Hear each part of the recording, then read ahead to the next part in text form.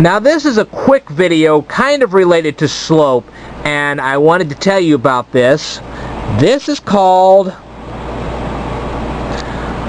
the Greek letter delta.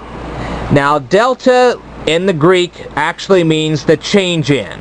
So do you remember me telling you in my last video about the vinculum, which is this line right here?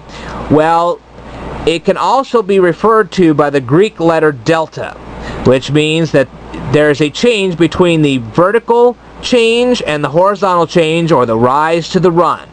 Okay, so when you put this symbol, what you could do is you could say rise, delta, run. See?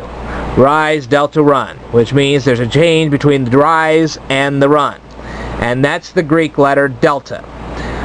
Alright, just a little interesting tidbit for all you people.